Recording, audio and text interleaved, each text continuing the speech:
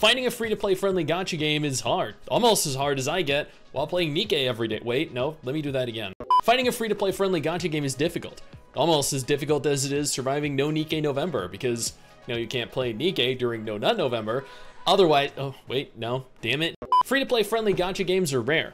I have played over 100 gacha games over the course of the last 2 years, and I've come to the realization that they're about as elusive as an IRL girlfriend, which is why I want to take the time today to document my findings, give you some insight on the games that I believe are the most free-to-play friendly in 2024. It is worth noting that I very well might miss a few titles, but that's because I probably never played it. This list is, of course, based purely and entirely off of what I've played. Now let's go ahead and talk games. Azur Lane released in 2017, and in its 7 years of service, has continued to provide us with arguably the most free-to-play friendly experience in the entire market. There is no contesting that. While you can spend real money to gain advantages like dock space, which really is a phenomenal investment, by the way, you don't really need to, nor do you need to spend real money on gacha pulls. Rather, you'll obtain resources in-game, playing the game, that you'll likely obtain every single shit waifu you could ever dream of with very little effort. The only thing that you'll need is time and patience.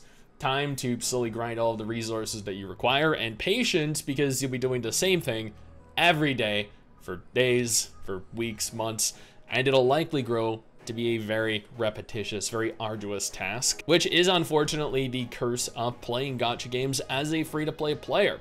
Exponentially more effort is required to achieve the same results as paying players. The only thing players really spend money on, though, are skins, and trust me, they are worth every single cent. Azur Lane remains one of my favorite gacha games of all time. Before we discuss the remainder of the gacha games in this list, allow me to thank our incredible patrons over on Patreon. Your guys' support is why I can make videos like this every single month, and I deeply appreciate you all being there for me. Girls Frontline released in 2016 and is admittedly very similar to Azur Lane in terms of currency usage and free-to-play friendliness. Where in Azur Lane you should theoretically purchase a dock expansion, in Girls Frontline you purchase echelon expansions. Other than the echelon expansion, which you can slowly earn over time through in-game currency, T-dulls are mostly acquired in-game with little to no effort. And much like in Azur Lane, the game can become quite the time sink, grinding repetitiously for resources. Honestly, I never really played Girls Frontline as much as I perhaps should have. Something about it just reminded me of a less fun Azur Lane, so I kind of opted to stick with that, and I have no regrets. Blue Archive released in 2021 and is a game that I play every single day.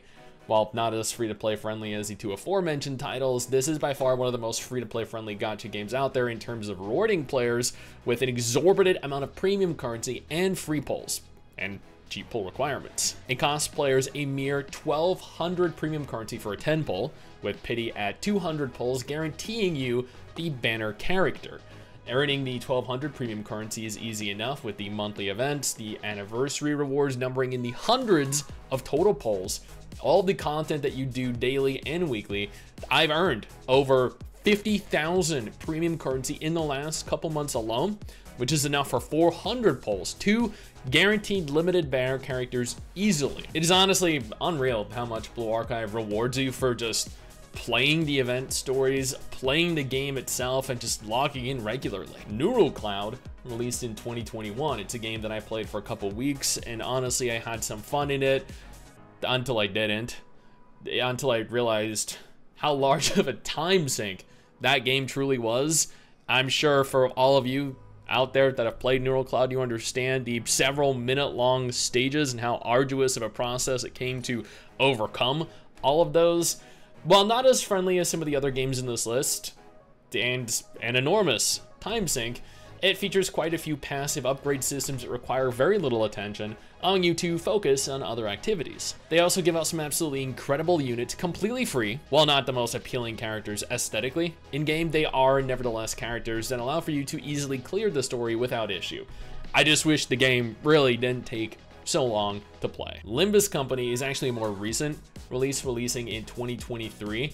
Interestingly enough, Limbus Company feels as though it was never intended to be a gacha game. Rather, it had gacha added on as an afterthought, as a means with which to monetize the game. In most gacha games here, as an example, you pull for characters with premium currency. Then you're required to pull multiple dupes to maximize your potential.